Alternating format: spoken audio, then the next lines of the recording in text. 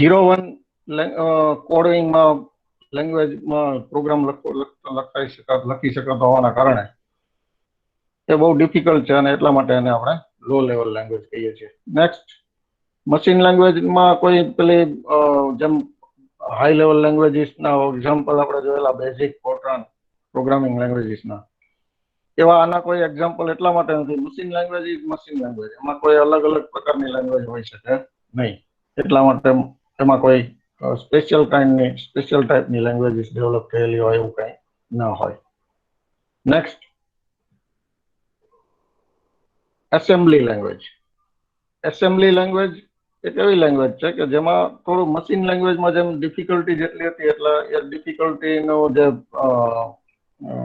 ડિફિકલ્ટીનું level છે એ ઘટાડવામાં આવ્યો અને એક નવી ટાઈપની લેંગ્વેજ ડેવલપ કરવામાં આવી, એસેમ્બલી લેંગ્વેજ. અને એમાં થોડું 01 ના બદલે થોડું ઇંગ્લિશ લાઇક વર્ડ એનો યુઝ કરી શકાય છે, એ આગળ જોઈએ આપણે.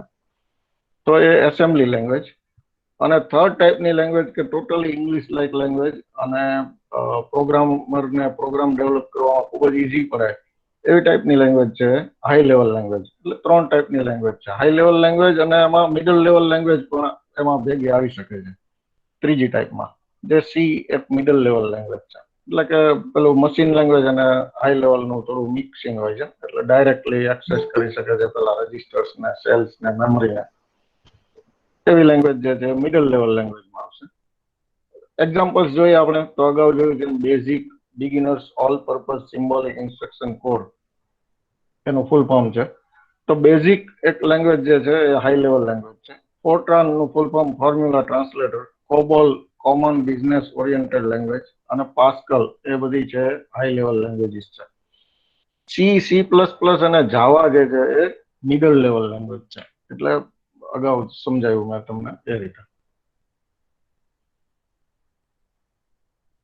તો મશીન લેંગ્વેજ એક જ એવી છે કે જે કમ્પ્યુટર ડાયરેક્ટલી એને સમજી શકે છે.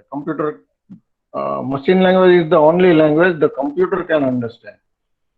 આપણે આપણી ઇંગ્લિશ લાઇક લેંગ્વેજમાં પ્રોગ્રામ લખીએ તો એ કમ્પ્યુટર ડાયરેક્ટલી એને સમજી શકતું નથી, એ ડાયરેક્ટલી ઇન્સ્ટ્રક્શન ઉપર ફંક્શનિંગ કરતું નથી. એટલે મશીન લેંગ્વેજ એક જ એવી લેંગ્વેજ છે કે જે ડાયરેક્ટલી કમ્પ્યુટર છે એને સમજે છે. એ શું કામ, આપણે અગાઉ જોયેલું છે કે 01 ની લેંગ્વેજ શા માટે સમજે, તો કે ઇલેક્ટ્રોનિક સર્કિટરીઝ હોય છે. તો સર્કિટરીઝ જે છે બેમાં બે જ સ્ટેટસ છે, ઇલેક્ટ્રિક કરંટ ઓન અને ઓફ, એટલા માટે બેનું જ પેલું સમજી શકે છે.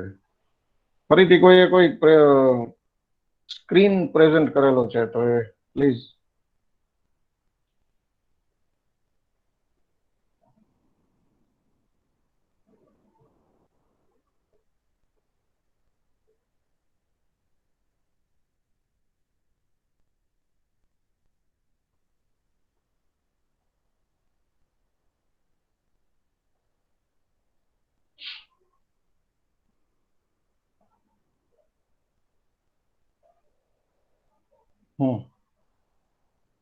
તો મશીન લેંગ્વેજ છે it is the functional language of the computer. એટલે કમ્પ્યુટરનું ફંક્શનિંગ કરાવવા માટેની લેંગ્વેજ જે છે machine language. In machine language, instructions are written as string of binary digits ones and zeros. Ones અને zero ની કોમ્બિનેશન થી બનતી સ્ટ્રિંગ જ એમાં હોય છે અને એનાથી જ ઇન્સ્ટ્રક્શન્સ બનતી હોય છે.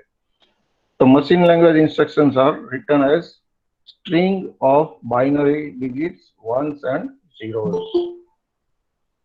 એક એક્ઝામ્પલ જોઈએ આપણે એની ઇન્સ્ટ્રક્શન કેવી ટાઈપની હોય શકે. તો આવી એક ઇન્સ્ટ્રક્શન હોય, suppose 4 times 0 1 3 times 0. It may represent addition of two numbers. તો એડિશન કરવા માટેની ઇન્સ્ટ્રક્શન આવી હોઈ શકે. તો હવે તમે સમજી શકો છો કે આવી ઇન્સ્ટ્રક્શન હોય 0 0 1 0 0 હોય તો એ તો આપણે કેમ સમજી શકીએ આગળ. એના આખા મોટા મોટા સ્ટેટમેન્ટ હોય, મોટા મોટા પ્રોગ્રામ્સ હોય, માત્ર આવું 1 0 થી જ લખેલા હોય તો કેવી રીતે સમજી શકાય. તો machine language is the language of machines consisting of bits. Bits એટલે binary digits ones and zeros put together into chunks like bytes. આપણે અગાઉ સમજ્યા હતા કે 8 બીટ નો એક બાઇટ બને, તો આવા બાઇટ્સ તો બીટ્સ ભેગા થઈને એક બાઇટ બને, તો આવા ઘણા બધા બાઇટ્સ થી બનતું હોય છે આની ઇન્સ્ટ્રક્શન્સ.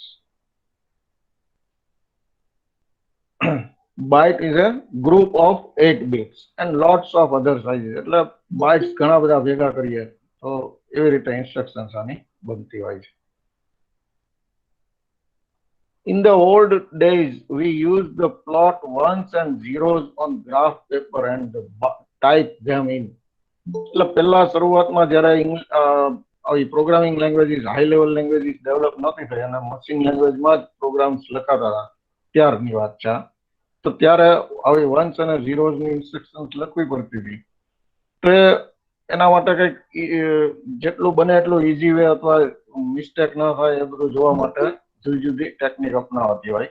તેમાંની આ એક ટેકનિક છે ગ્રાફ પેપરનો યુઝ કરવાનો. કારણ કે ગ્રાફ પેપર જે છે ટોટલી પેલી ગ્રીડ્સમાં ડિવાઈડ કરેલો હોય, એટલે કયો ડિજિટ ક્યાં લખવો એ એક્ઝેક્ટલી આપણે નક્કી કરી શકીએ.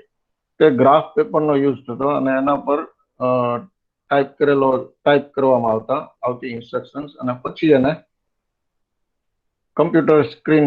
કમ્પ્યુટરની અંદર ઇનપુટ કરવામાં આવતું. તો ઇટ ઇઝ વેરી ટીડિયસ. તો મશીન લેંગ્વેજમાં પ્રોગ્રામિંગ કરવું એ ખૂબ જ ટીડિયસ જોબ છે. તો આ થઈ મશીન લેંગ્વેજની વાત. હવે જોઈએ assembly language. Assembly language uses certain predefined symbolic codes instead of binary codes. અગાઉ મેં વાત કરી એમ કે થોડી એને ઈઝી બનાવવા માટે શું કરવામાં આવ્યું, તો કેટલાક બાઇનરી કોડ એટલે કેટલાક ફિક્સ જે થતું હોય, સપોઝ એડિશન કરવાનું વારંવાર આવતું હોય તો એના માટે એક ફિક્સ વર્ડ નક્કી કરવામાં આવ્યો, ADD એડ. આ રીતે કેટલાક બાઇનરી ઓપરેશન્સ માટેના વર્ડ નક્કી થયા, કેટલાક બીજા વર્ડ નક્કી થયા, એવા કેટલાક વર્ડ નક્કી થયા કે ભાઈ આના માટે આપણે આનો યુઝ કરવો. એટલે લેંગ્વેજ પોતે શું કરશે, એસેમ્બલી લેંગ્વેજ એ આ એડ લખેલું હોય એને એડ કરવાની જે ઇન્સ્ટ્રક્શન હોય એમાં કન્વર્ટ કરશે. તો આવા કોડ નક્કી કરવામાં આવ્યા અને કોડ જે છે એ બધા થોડા સ્ટાન્ડર્ડ રાખવામાં આવે જેથી દરેક જણ એડિશન માટે એડ જ યુઝ કરે, સબટ્રેક્શન માટે સબટ્રેક્ટ યુઝ કરે. પછી એમાં એડ ની જગ્યાએ બીજો પેલો સિનોનિમ હોઈ શકે પણ એ યુઝ કરી શકાય નહીં, કારણ કે લેંગ્વેજ પોતે લેંગ્વેજ અંદર ઇન્ટરનલી નક્કી કર્યું કે એડ એટલે આવી ઇન્સ્ટ્રક્શન એડિશન માટેની. બીજી કોઈ ઇન્સ્ટ્રક્શન તમે આપો તો એના માટે એડિશનની ઇન્સ્ટ્રક્શન નક્કી કરી શકે, એટલા માટે એડ જ યુઝ કરવું પડે. તો આવા સ્ટાન્ડર્ડ કોડ્સ નક્કી કરવામાં આવ્યા. એ કોડને કહેવાય મિનોમિક્સ.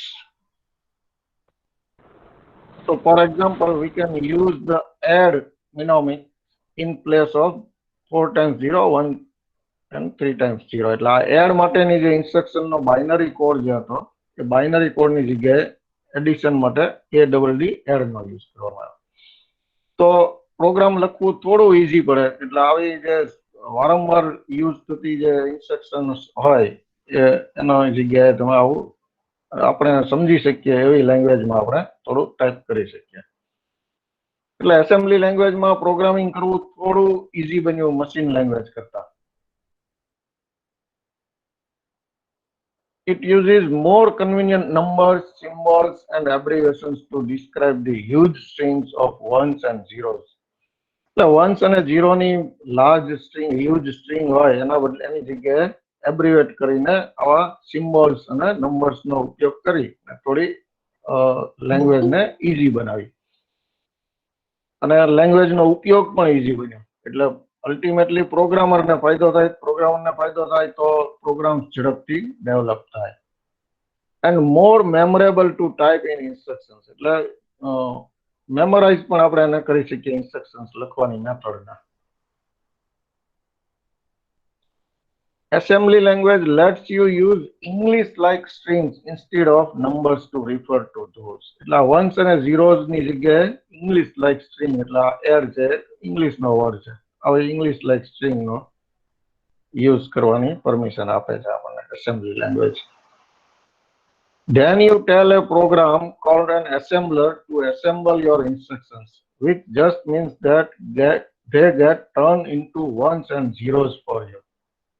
હવે અગાઉ આપણે જોયું કે એસેમ્બલી પેલી મશીન લેંગ્વેજ સિવાય તો કોઈ લેંગ્વેજ સમજતો નથી કોમ્પ્યુટર. તો હવે તો આપણે પ્રોગ્રામ આ રીતે લખ્યા, એડ ને આવું બધું લખ્યું જે ઇંગ્લિશ લાઈક સ્ટ્રિંગ્સ છે.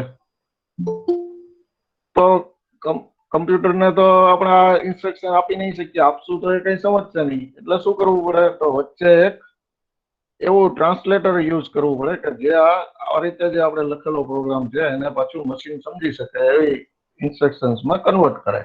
એવી ઇન્સ્ટ્રક્શન્સ એટલે વન્સ અને ઝીરોઝ નું કોમ્બિનેશન થી બનતી સ્ટ્રિંગ્સ ઇન્સ્ટ્રક્શન્સ. તો આપણી ઇન્સ્ટ્રક્શન્સ ને જસ્ટ એમ પેલા મશીન અન્ડરસ્ટેન્ડેબલ લેંગ્વેજમાં કન્વર્ટ કરે અને એવા પ્રોગ્રામ, એવો જે વચ્ચે પ્રોગ્રામ રાખવામાં આવે એને શું કહેશું આપણે, એસેમ્બલર. તો એસેમ્બલર નું કામ એવું રહેશે કે આને ઇન્સ્ટ્રક્શન્સ ને આપણી લેંગ્વેજમાંથી મશીનની લેંગ્વેજમાં ટ્રાન્સલેટ કરશે અને વન્સ અને ઝીરોમાં ટ્રાન્સફર કરી દેશે અને પછી મશીનને આપશે, કમ્પ્યુટરને આપશે. એટલે કમ્પ્યુટર જે છે એ ઓટોમેટિક એના ફંક્શન્સ છે એ એના મુજબ કરી શકશે. તો આ થયું એસેમ્બલી લેંગ્વેજ કે જે થોડી હાયર લેવલ લેંગ્વેજ કરતા થોડી ઇઝી બની, થોડું મેમોરેબલ બની અને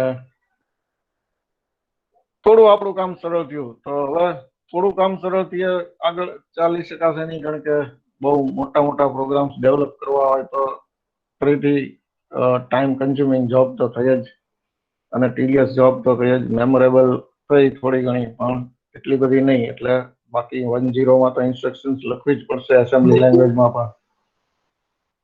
તો એ પછી ઇવેલ્યુએશન થયું અને લેંગ્વેજ વધારે સારી લેંગ્વેજ ડેવલપ થઈ. એને આપણે કીધું હાઈ લેવલ લેંગ્વેજ. એમાં ટોટલી ઇંગ્લિશ લાઇક સ્ટેટમેન્ટ્સ નો જ યુઝ થાય, ઇંગ્લિશમાં યુઝ કરીએ છીએ એવા સિમ્બોલ્સ નો જ યુઝ થાય. એટલે આપણે જે લેંગ્વેજ સમજીએ છીએ ટોટલી યુઝર પ્રોગ્રામર જે લેંગ્વેજ સમજે છે એમાં જ એમણે પ્રોગ્રામ લખવાનો. મશીન જે સમજે છે એ કઈ જોવાનું નહીં, અને આપણી લેંગ્વેજમાં પ્રોગ્રામ લખવાનો. એ પ્રોગ્રામ લખી અને પછી આપણે આપીએ મશીનને, એટલે મશીનની અંદર એ પ્રોગ્રામ જે છે આપણી લેંગ્વેજમાંથી મશીનની લેંગ્વેજમાં ટ્રાન્સલેટ કરશે અને પછી મશીન છે એને ફંક્શન કરશે. તો એને હાઈ લેવલ લેંગ્વેજ કીધું. This language use English like statements and symbols and R independent of the type of computer you are using. ઉપરાંત એવી લેંગ્વેજ ડેવલપ જે હાઈ લેવલ થઈ એ ઇન્ડિપેન્ડન્ટ ઓફ કમ્પ્યુટર પણ છે. ઇન્ડિપેન્ડન્ટ ઓફ કમ્પ્યુટર નો મતલબ શું થાય? તો મારી પાસે એક કમ્પ્યુટર છે જે માઇક્રોસોફ્ટ નું છે, તમારી પાસે એક કમ્પ્યુટર જે છે એ એપલ નું છે, બીજા પાસે બીજી કંપનીનું છે, કે જે ટોટલી ઇન્ટરનલી ફંક્શન્સ એના જુદી રીતે ફંક્શનિંગ કરે છે. તો હાઈ લેવલ લેંગ્વેજ એવી લેંગ્વેજ છે કે એમાં તમે ડેવલપ કરેલો પ્રોગ્રામ પછી એ જોતું નથી, એ ડાયરેક્ટલી જે મશીનમાં તમે ચલાવો, જે ટાઈપના મશીનમાં, એ ટાઈપના મશીન જે રીતે સમજી શકતું હોય એમાં ટ્રાન્સલેટ કરી નાખશે. તો ઇન્ડિપેન્ડન્ટ ઓફ કમ્પ્યુટર. ઉપરાંત કમ્પ્યુટરમાં બીજી ટાઈપ્સ આવે એ પણ આપણે આગળ જોઈશું છેલ્લે, કે આપણે જે યુઝ કરીએ છીએ પર્સનલ કમ્પ્યુટર્સ કહેવાય છે, ડેસ્કટોપ કમ્પ્યુટર, પીસી, પર્સનલ કમ્પ્યુટર, આવા બધા નામ છે એના. એમાં લેપટોપ પણ આવી જાય, નોટબુક તમે યુઝ કરતા હો તો નોટબુક પણ આવી જાય.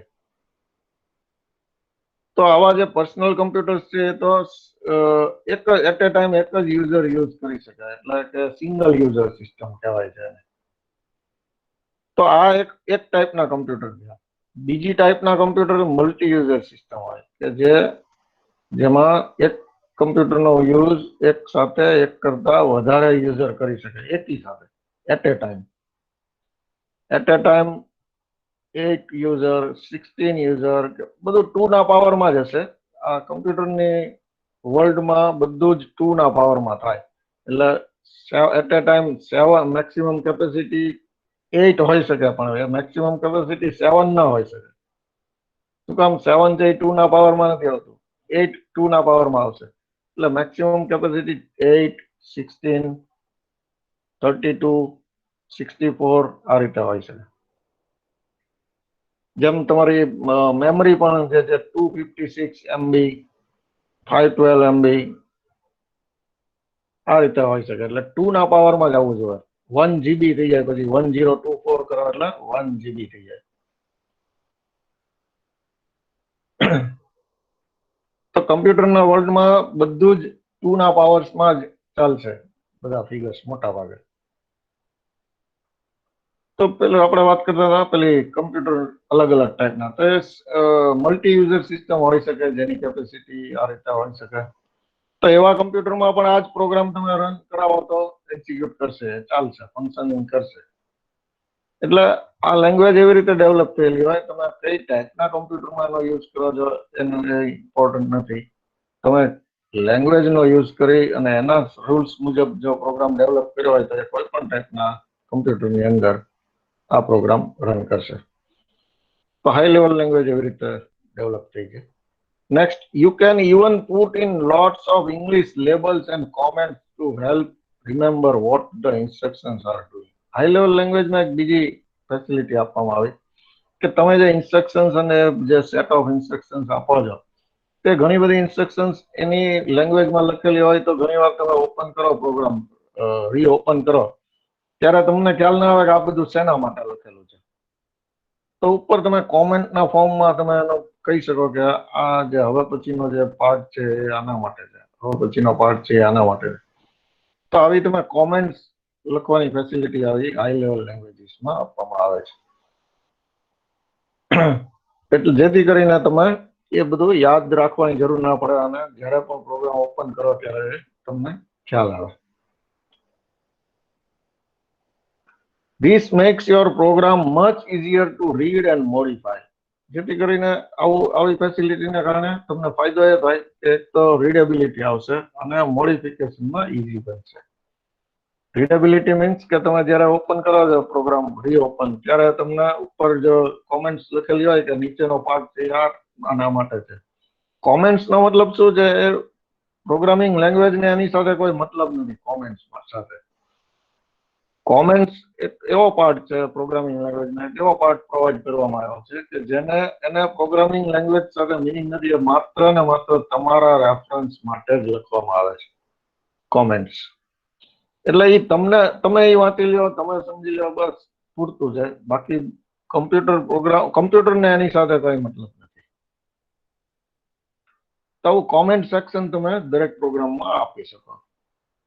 તો આનાથી તમને પ્રોગ્રામને સમજવો સહેલો પડશે, રીડેબિલિટી આવશે અને પછી બીજું એમાં કઈ ચેન્જીસ કરવા હોય તો ક્યાં શું ચેન્જ કરવો એ તમને ઇઝીલી ખ્યાલ આવશે.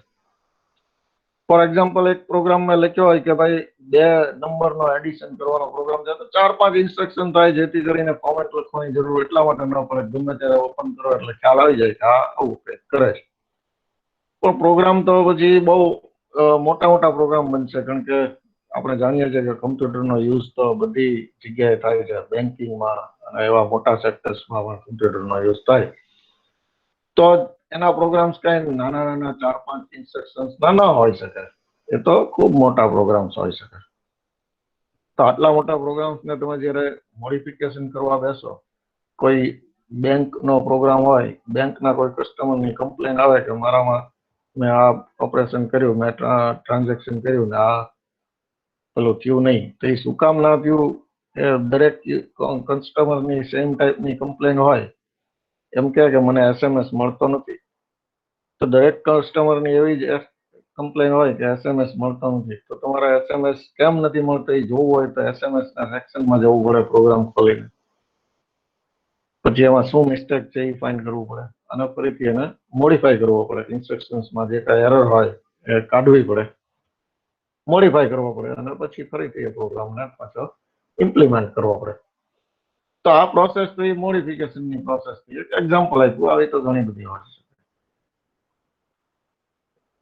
તો આ જે મોડિફિકેશન્સ અને એનું જે વારંવાર મોડિફિકેશન્સ ને કરવાની જરૂર પડવાની છે એ બધું ખૂબ ઈઝી પડે જો કોમેન્ટ સેક્શન ને એ બધું અલાઉ કરતું હોય તો ઇઝીલી તમે એ જગ્યાએ ટ્રેસ કરી શકો કે અહીંયા જ એરર હોઈ શકે, અહીંયા જ મિસ્ટેક હોઈ શકે. Next, there are far more higher level languages than any other type of computer language. આપણે અગાઉ વાત કરીએ મશીન લેંગ્વેજમાં તો કઈ જુદી લેંગ્વેજ હોવાની કોઈ પોસિબિલિટી નથી. એક જ લેંગ્વેજ સમજે છે દરેક મશીન 1-0 ની, એટલે એક સર્કિટરી તો બધી સરખી હોય. તો મશીન લેંગ્વેજમાં તો કઈ બીજું ડેવલપમેન્ટ પોસિબલ નથી, પણ એસેમ્બલી લેંગ્વેજમાં જેમ આપણે વાત કરીએ એમ કહેવાય એમાં કેટલાક સિમ્બોલ્સ ને એ બધું મૂક્યું છે, એડ ને બીજા કોઈ પ્રિન્ટ કે ડિસ્પ્લે કે રાઇટ કે રીડ કે એવા હોય. તો આ બધા સિમ્બોલ્સ જે છે એ એક જણ ડેવલપ કરે, એમાં બીજા સિમ્બોલ રાખે, બીજો ડેવલપ કરે તો એ નવા સિમ્બોલ રાખે, કઈ એને ભળતા નામ રાખે, કોઈ ડિસ્પ્લે રાખે, કોઈ પ્રિન્ટ રાખે, રીડ માટે કોઈ રીડ રાખે, કોઈ બીજું રાખે, ઇનપુટ રાખે. તો આવા સિમ્બોલ્સ અલગ અલગ હોઈ શકે. એટલે એસેમ્બલી લેંગ્વેજમાં જુદી જુદી લેંગ્વેજ હોઈ શકે. આ જ રીતે હાઈ લેવલ લેંગ્વેજમાં તો ટોટલ ઇંગ્લિશ લાઇક લેંગ્વેજ છે, એટલે એમાં પણ ઘણી બધી લેંગ્વેજ ડેવલપ થઈ શકે. હું એક લેંગ્વેજ ડેવલપ કરું તો એમાં અલગ પ્રકારનું રાખું, બીજા કોઈ લેંગ્વેજ ડેવલપ કરે તો એમાં અલગ પ્રકારનું રાખી શકે. પણ અલ્ટિમેટલી તો એને પછી મશીન લેંગ્વેજમાં ટ્રાન્સલેટ કરવાનું જ છે, એટલે એનું ટ્રાન્સલેટર તો પ્રોવાઈડ કરવાનું જ છે સાથે સાથે. તો હાઈ લેવલ લેંગ્વેજ બીજી કોઈ પણ ટાઈપની લેંગ્વેજ કરતા ઘણા બધું ડેવલપમેન્ટ થયું અને ઘણી બધી લેંગ્વેજીસ અવેલેબલ છે. અગાઉ વાત કરી એમ કે એપ્લિકેશન પ્રમાણેની લેંગ્વેજીસ પણ અવેલેબલ છે. એટલે સાયન્ટિફિક એપ્લિકેશન હોય તો ફોર્ટ્રાન અવેલેબલ છે. બિઝનેસ ઓરિએન્ટેડ કોઈ તમારી એપ્લિકેશન હોય તો કોબોલ અવેલેબલ છે. એ રીતે. So there are far more high-level languages than any other type of computer language. Each one tailored for a certain kind of use. મેં વાત કરી એમ દરેક લેંગ્વેજીસ છે અમુક પ્રકારના ઉપયોગ માટે બનાવવામાં આવી હોય છે. એક્ઝામ્પલ જોઈએ તો C and BASIC are general purpose, Fortran is scientific, COBOL is business purpose, VB is window based language. VB એટલે વિઝ્યુઅલ બેઝિક. વિઝ્યુઅલ બેઝિક એટલે બેઝિક લેંગ્વેજ જેવું એના પરથી જ બની, પણ એ વિન્ડો બેઝ લેંગ્વેજ છે. એટલે બેઝિક કરતા તો ઘણી બધી એડવાન્સ લેવલની છે, પણ છતાં પણ એનો બેઝ જે છે એ બેઝિક લેંગ્વેજ છે. એટલે વિન્ડો બેઝ લેંગ્વેજમાં શરૂઆતમાં વીબી બની. તો આ બધી લેંગ્વેજીસના એક્ઝામ્પલ્સ છે. અહીંયા કેટલાક ક્વેશ્ચન્સ આપેલા છે. Explain high level language, explain low level language, explain machine language, explain type of programming language.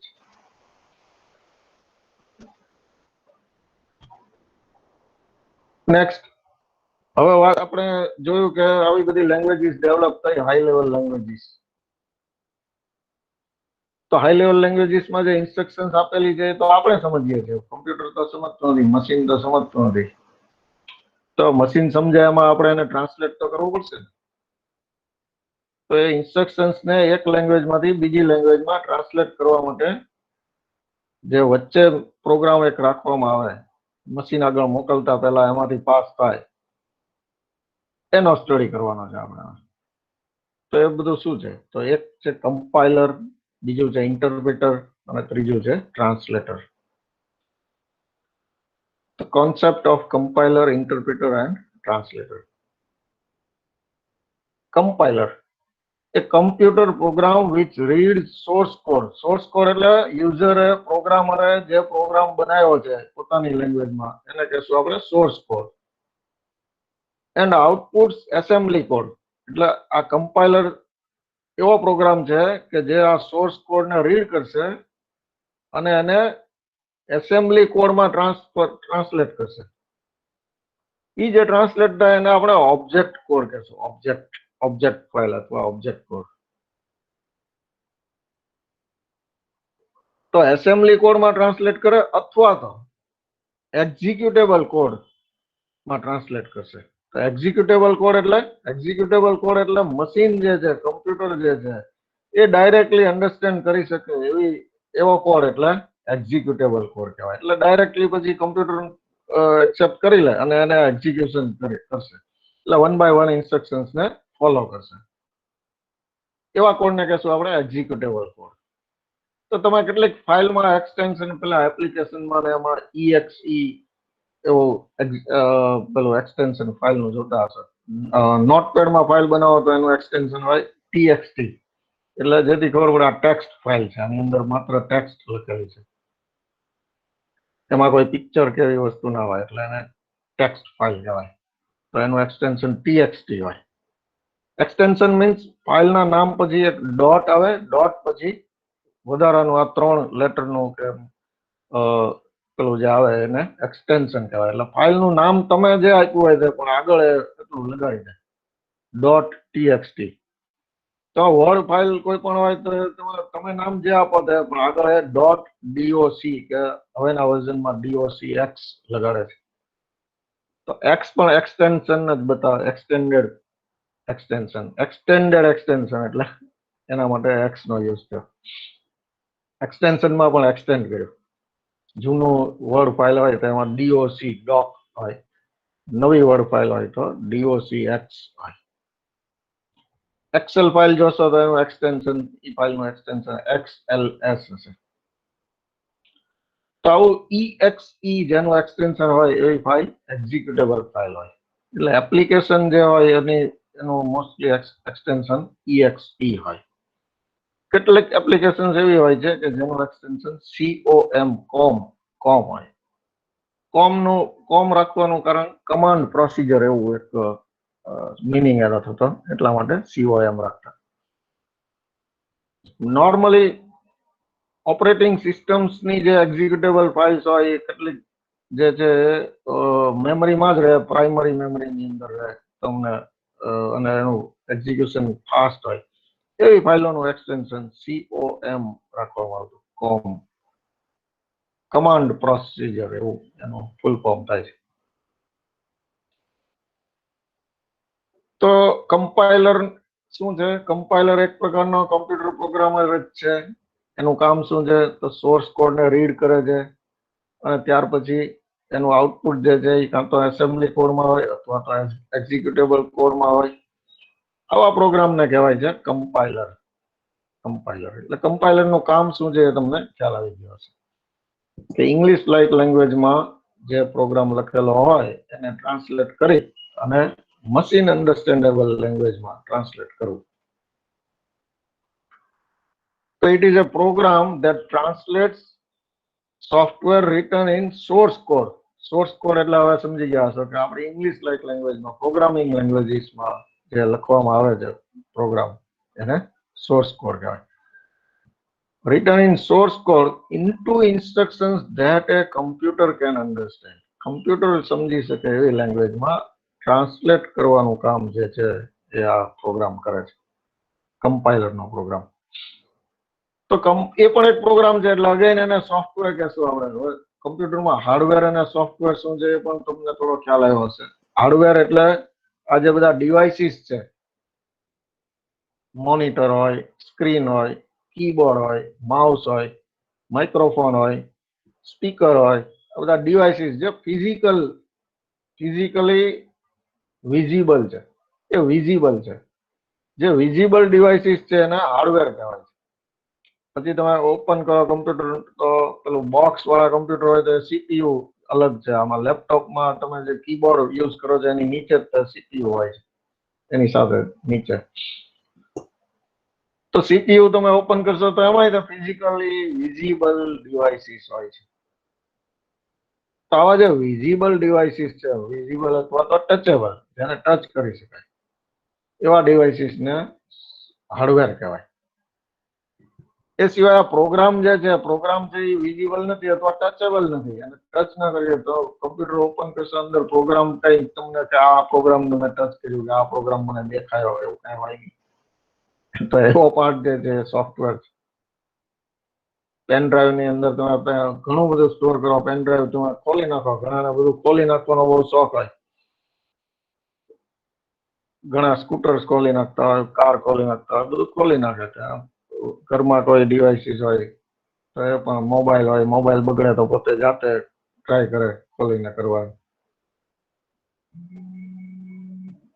તો આવી રીતે તમે ખોલી નાખો તમે કમ્પ્યુટર, તો અંદર જે કઈ CPU નો પાર્ટ છે એની અંદર કઈ મેમરી હોય અથવા પેન ડ્રાઈવ છે, પેન ડ્રાઈવ ને તમે આખી ખોલી નાખો, ગમે એટલી વીખી નાખો, અંદર પ્રોગ્રામ જોવા નહીં મળે, ટચ કરવા નહીં મળે. તો આવા non touchable, non visible part જે છે that is સોફ્ટવેર. તો પ્રોગ્રામ એક સોફ્ટવેર નો પાર્ટ છે. તો ઘણા બધા પ્રોગ્રામ નું કલેક્શન હોય એને આપણે સોફ્ટવેર કહીએ. So it is a software used to translate the text that a programmer writes into a format the CPU can use. તો કમ્પાઇલર એક સોફ્ટવેર છે કે જેનો ઉપયોગ ટ્રાન્સલેટ કરવામાં થાય છે. શેમાં ટ્રાન્સલેટ? કે જે સીપીયુ જેનો યુઝ કરી શકાય એવા ફોર્મેટમાં ટ્રાન્સલેટ કરવાનું કામ જે છે એ કમ્પાઇલર કરે છે. Compiler is a piece of software that takes third generation language. Third generation language એટલે હવે જનરેશન આપણે સમજશું આગળ એટલે ખ્યાલ આવશે તમને કે આ થર્ડ જનરેશન લેંગ્વેજ નો ઉપયોગ અહીંયા એ વર્ડ નો ઉપયોગ અહીંયા શું કામ કર્યો છે. પીસ ઓફ સોફ્ટવેર એટલે સોફ્ટવેર નો સોફ્ટવેરમાં પણ પછી ઘણા બધા આવા પ્રોગ્રામ્સ ભેગા કરીને એક આખો પીસ બનાવી શકાય. તો piece of software that takes third generation language code and translates it into a specific assembly code. Compilers can be quite complicated pieces of software. એટલે એ ખૂબ જ કોમ્પ્લિકેટેડ હોય છે. કમ્પાઇલર નું કામ જે છે ગ્રાફિકલી આપણે જોઈએ આ રીતે કમ્પાઇલર વર્ક કરે છે. સોર્સ કોડ ને રીડ કરે, સોર્સ કોડ ઉપર પ્રોસેસિંગ કરી અને પછી એનો ઓબ્જેક્ટ કોડ બનાવે. ઓબ્જેક્ટ કોડ મેં હમણાં વાત કરી હતી કે ઓબ્જેક્ટ કોડ એટલે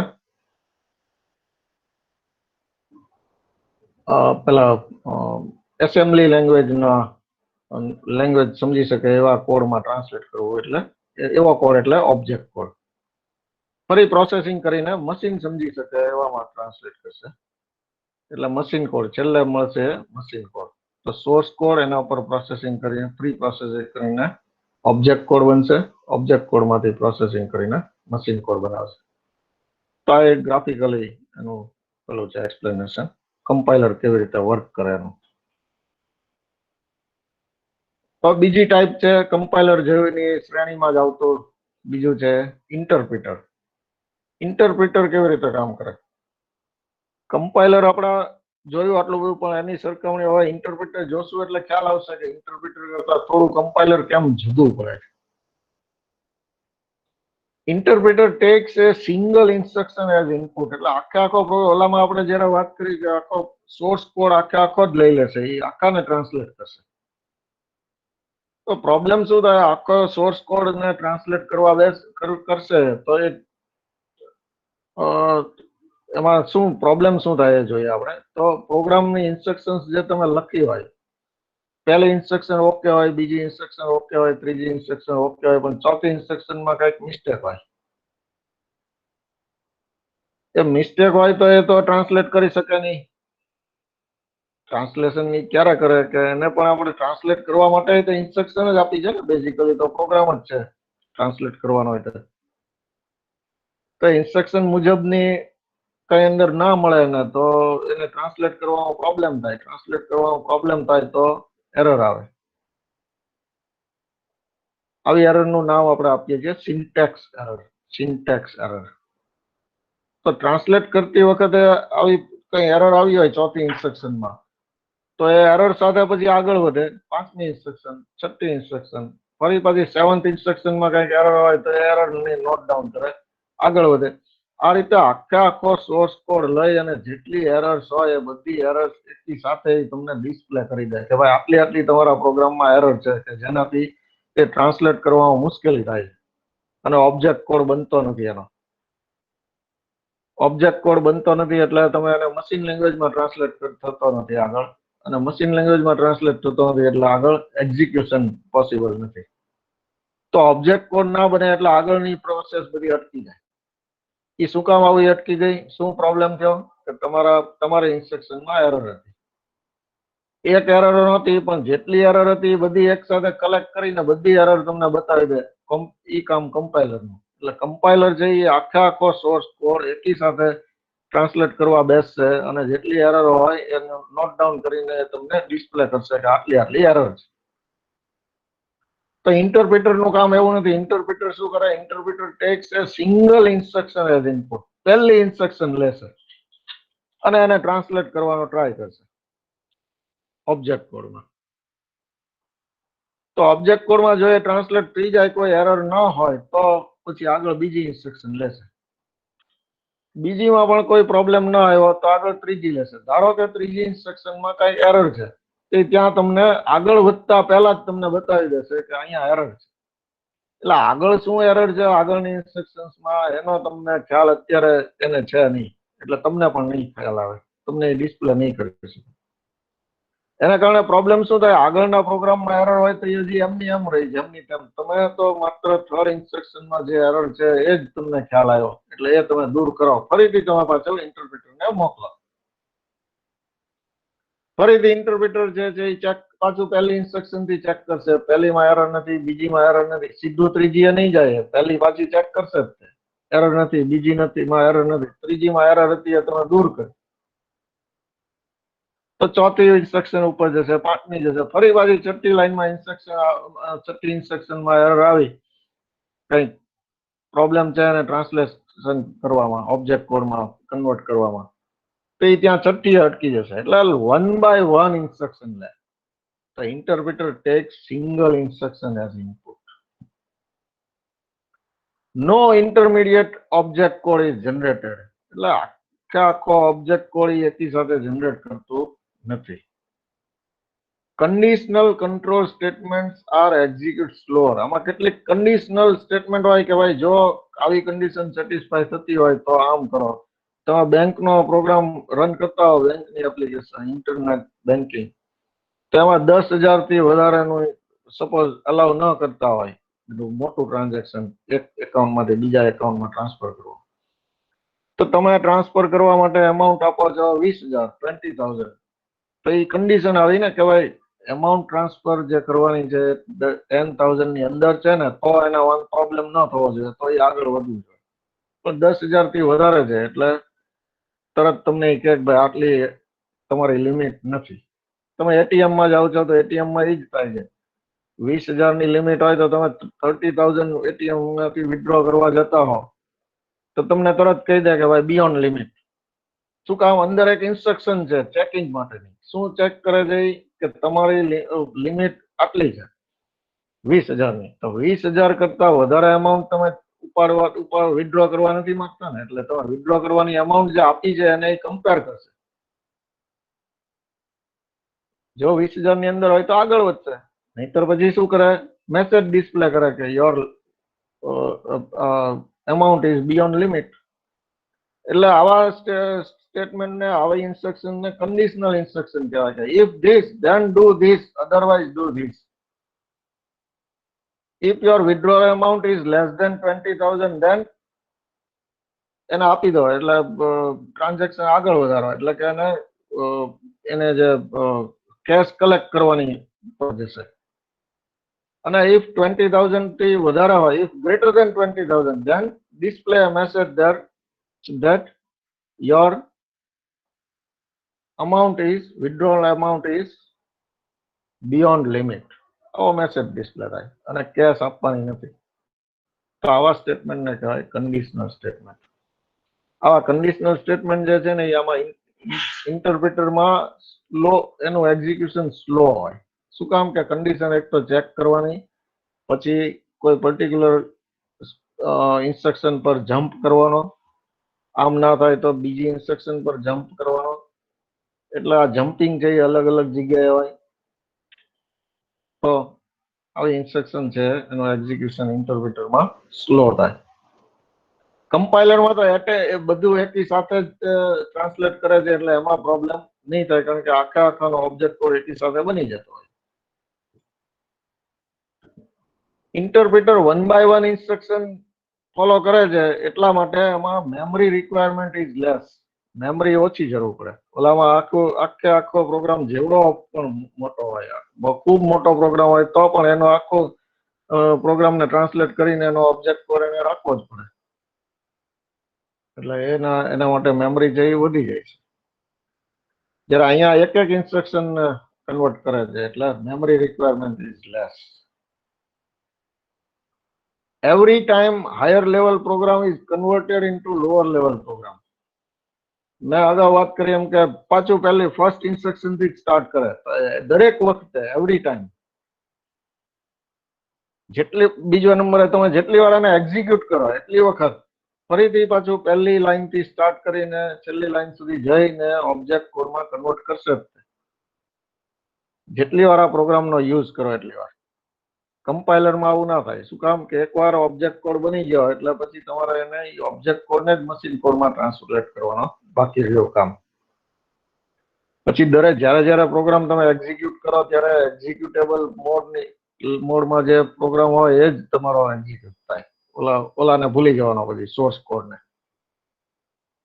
આમાં એવરી ટાઈમ જે સોર્સ કોડ છે એમાંથી જ સ્ટાર્ટ કરશે. દરેક વખતે હાયર લેવલ પ્રોગ્રામ જે છે એ લોઅર લેવલ પ્રોગ્રામમાં એટલે કે પેલા કોડિંગમાં ટ્રાન્સલેટ કરશે, એસેમ્બલીમાં અથવા એટલે ઓબ્જેક્ટ કોડમાં.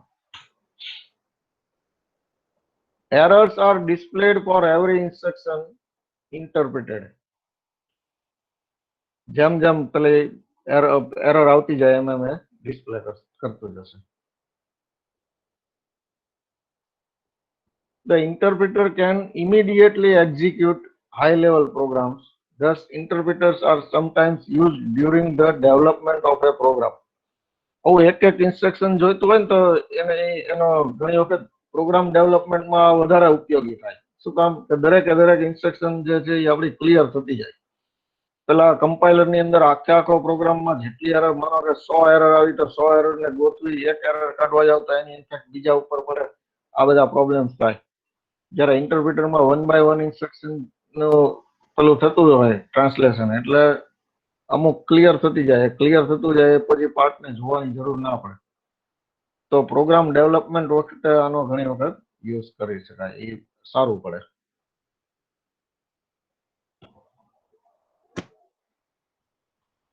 Thus, interpreters are sometimes used during the development of a program. When a programmer wants to add small sections at a time and test them quickly. ઝડપથી ટેસ્ટિંગ પણ થઈ શકે. તો આ થયો ઇન્ટરપ્રિટર. ઇન્ટરપ્રિટરનો ગ્રાફ દ્વારા સમજીએ તો સોર્સ કોડ જે છે એમાંથી ઇન્ટરમીડિયેટ કોડ બને છે અને એમાંથી પછી ઇન્ટરપ્રિટર પાસે જાય છે. હવે ત્રીજી ટાઈપ છે ટ્રાન્સલેટર. આ સિરીઝમાં ત્રીજી ટાઈપ છે ટ્રાન્સલેટર. કમ્પાઇલર, ઇન્ટરપ્રિટર, પછી ટ્રાન્સલેટર. તો ટ્રાન્સલેટર જે છે ને એ તો થોડું જુદું કામ છે. કમ્પાઇલર, ઇન્ટરપ્રિટર નું શું કામ છે આપણે જોયું કે ભાઈ ઓબ્જેક્ટ કોડમાં ટ્રાન્સલેટ કરે છે. ત્યારે ટ્રાન્સલેટર એક એવું છે કે જે એક પ્રોગ્રામિંગ લેંગ્વેજ માંથી બીજી પ્રોગ્રામિંગ લેંગ્વેજમાં ટ્રાન્સલેટ કરે. એટલે એક high level type. A translator is a computer program that performs the translation of a program written in a given programming language into a functionally equivalent program in different computer language without losing the functional or logical structure of original code. તમે જે purpose માટે programme બનાવ્યો છે એ purpose પાછો જેમનો તેમ રહે. એની જે ઇન્ટરનલી આ લોજિક જે ટાઈપનું હોય એમનું એમ રહે. માત્ર ફંક્શનલી એક કમ્પ્યુટરમાં આ પ્રોગ્રામ રન નથી થઈ શકતો, તો એમાંથી જે કમ્પ્યુટરમાં તમે બનાવ્યો છે એના ફંક્શનલી એમાં રન થઈ શકે છે, પણ એ બીજી ટાઈપના પ્રોગ્રામમાં, બીજી ટાઈપના કમ્પ્યુટરમાં તમે લઈ જાઓ તો ત્યાં ફંક્શનલી આ પોસિબલ નથી, ના થાય. તો એવા કેસની અંદર ટ્રાન્સલેટરનો યુઝ કરી તમે સેમ પ્રોગ્રામ અગાઉના કમ્પ્યુટરમાં ફંક્શનલી જેમ વર્ક કરતું હતું એ જ રીતે આમાં પણ વર્ક કરે એવી રીતે ટ્રાન્સલેટ કરે. તો ટ્રાન્સલેટરનું કામ થોડું કમ્પાઇલર અને ઇન્ટરપ્રિટર કરતા જુદું છે.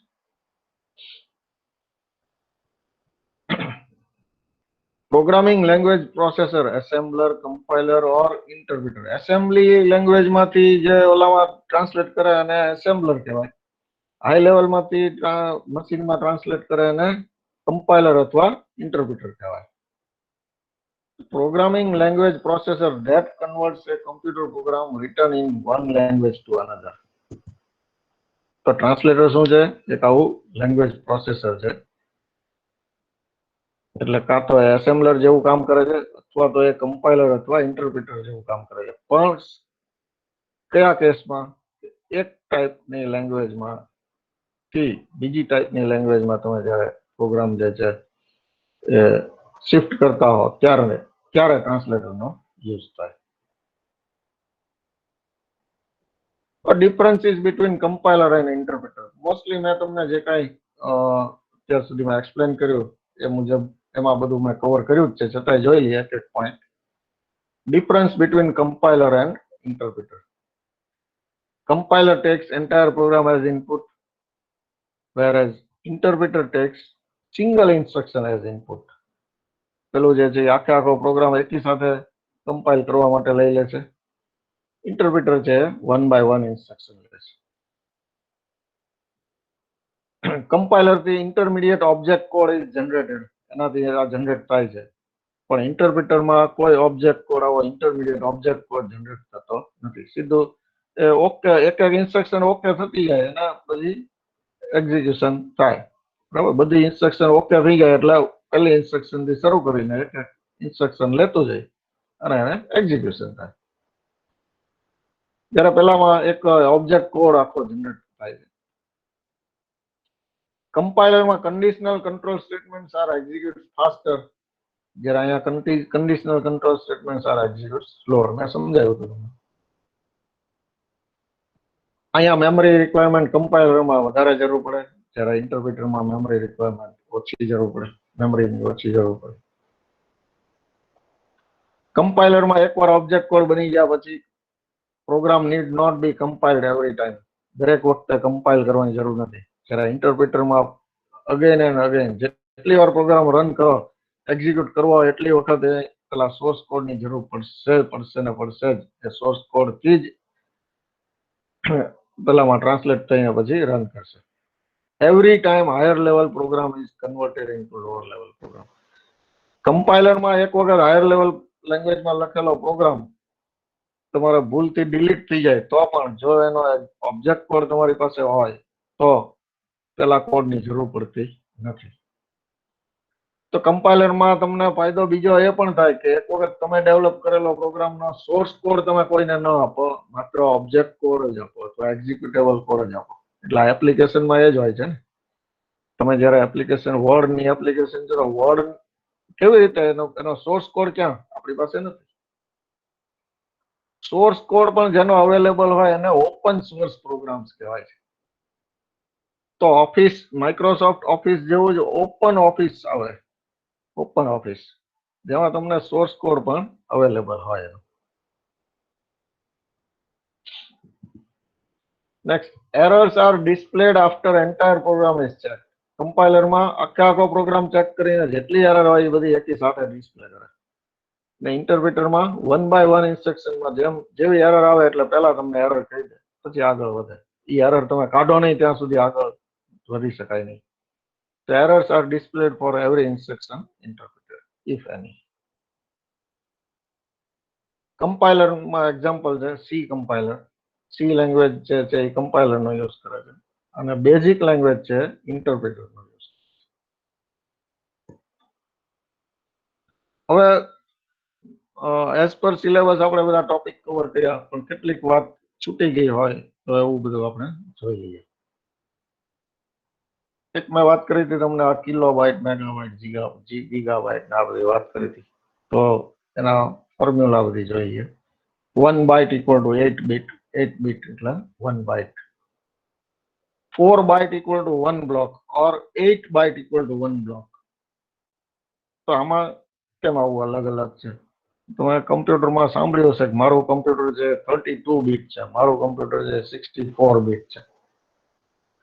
ના ખબર હોય તો તમે કમ્પ્યુટરમાં માય કમ્પ્યુટર કે ધીસ પીસી કે એવું કોઈ આઇકોન હોય તેમાં રાઈટ ક્લિક કરીને એની પ્રોપર્ટીઝમાં જશો તો તમને બતાવશે કે તમારું કમ્પ્યુટર છે 32 બીટ કમ્પ્યુટર છે કે 64 બીટ કમ્પ્યુટર છે. 32 બીટ કમ્પ્યુટરનો મિનિંગ એવો થાય છે કે એક એક બ્લોક છે 4 બાઇટનો બનેલો છે. તો 1 બાઇટ ઇક્વલ ટુ 8 બીટ છે એટલે ટોટલ 32 બીટ થયા. 64 બીટ કમ્પ્યુટરનો મતલબ એવો થાય છે કે એક બ્લોક માટે 8 બાઇટ ઓક્યુપાય કરે છે. તો આમાં મેમરીનો વેસ્ટેજ પણ થાય. એની સામે તમને એકી સાથે એક બ્લોક વાઇઝ જ્યારે એક્સેસ કરે મેમરી તો એકી સાથે 64 બીટ એક્સેસ કરે એટલે થોડું ફાસ્ટ થાય. એટલે 64 બીટ કમ્પ્યુટર્સ જે છે એ ફાસ્ટ હોય છે.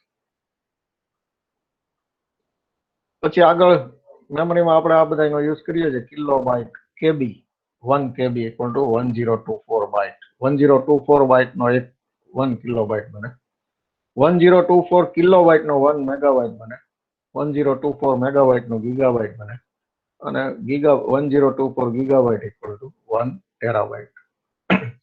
આગળ પણ ઘણું બધું છે ટેરાબાઇટ પછી પણ એ આપણે અત્યારે નથી જોતા. એટલા માટે હું તમને આપું છું કે જેથી આ નાની નાની વસ્તુ તમે નોટ ડાઉન કરી અને પેલા ઓબ્જેક્ટિવ ટાઈપના ક્વેશ્ચન્સમાં આપણે એનો યુઝ થઈ શકે. હવે આ પણ આપણે વાત કરેલી અગાઉ પણ એની ડિટેલમાં થોડી વાત કરવાની બાકી હતી એટલે American standard code four information interchange. તો આસ્કી કોડ એને કહેવાય છે. તમે જે કઈ ટાઈપિંગ કરો છો કમ્પ્યુટરમાં સ્ટોર કરવા માટે મેમરીમાં સ્ટોર કરવા માટે આ કોડનો યુઝ થાય છે. તો એમાં દરેકના અલગ અલગ કોડ હોય છે થોડા સમજી લઈએ. સમ આસ્કી કોડ આપેલા છે. સિમ્બોલ્સ નલ બેલ એચટી વીટી આવા બધા સિમ્બોલ્સ જે છે કીબોર્ડ પર દેખાતા નથી. નલ મતલબ કઈ નહીં એમ કેવું હોય તો એનો કોડ છે 0. બેલ વાગે બેલ જે છે એ કીબોર્ડ ઉપર કોઈ કી નથી કે જેનાથી બેલ વાગે. બેલ છે એ આખો અલગ વસ્તુ છે, એ વોઇસ છે બરાબર.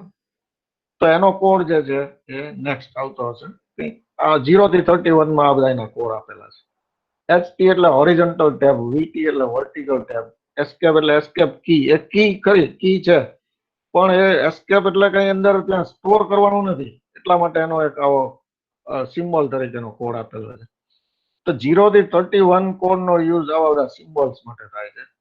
પણ હવે તમને જે કીબોર્ડ પર દેખાય છે સ્પેસ દેખાય છે, એક્સક્લેમેશન સાઇન દેખાય છે, @ સાઇન, હેશ સાઇન, આ બધી સાઇનો દેખાય છે, આલ્ફાબેટ્સ A to Z દેખાય છે. આ બધા એનો કોડ્સ જે છે એ હવે આવશે.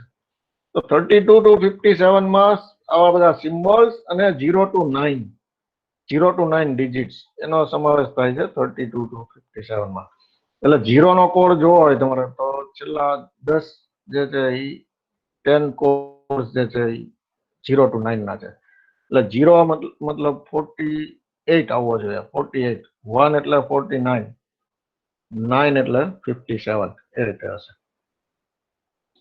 પછી જે 58 to 64 માં કોલન થી સ્ટાર્ટ થાય છે, કોલન પછી સેમિકોલન આ રીતે છેલ્લો છે @ ની સાઇન જે છે એ બધાના કોડ જે છે આમાં આવે છે 58 to 64 માં. આલ્ફાબેટ્સમાં કેપિટલ A to Z ના 65 to 90 માં આવે છે. 65 જે એ નો છે, Z નો 90 પણ કેપિટલ. ત્યાર પછી 91 to 96 ફરી પાછા પેલા બ્રેકેટ્સ ને એવા બધા જે કીબોર્ડમાં જે A to Z વાળી લાઈન જે છે એમાં જ કેટલાક સિમ્બોલ્સ જે આવે છે બ્રેકેટ્સ ને એવા સ્લેશ ને એવા, તો એ 91 to 96 માં આવશે. ત્યાર પછી 97 to 127 માં શરૂઆતમાં 97 જે છે એ સ્મોલ એ નો છે. એ રીતે એમાં 26 આલ્ફાબેટ્સ પૂરા થાય ત્યારે ઝેડ આવશે. એ પછી પાછા આવા કર્લી બ્રેકેટ ને એવા સિમ્બોલ્સ અને છેલ્લે જે કોડ છે 127 એ છે ડિલીટ કીનો. ડિલીટ કી જે આપણે પ્રેસ કરીએ છીએ.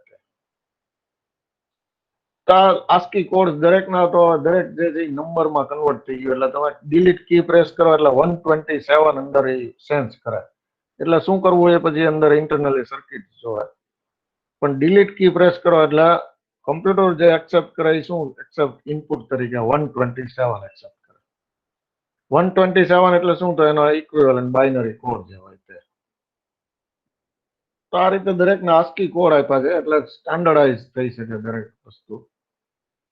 આસ્કી કોડ જે છે એમાં મેક્સિમમ 127 આવે એટલે 7 બીટ ની વાત થઈ, 8 બીટ ની વાત થઈ. એમ એક છે પેલો 7 બીટ સુધીમાં 127 આવી જાય, 0 to 127, 2⁷ એટલે 127 થવું જોઈએ, સોરી 128 થવું જોઈએ.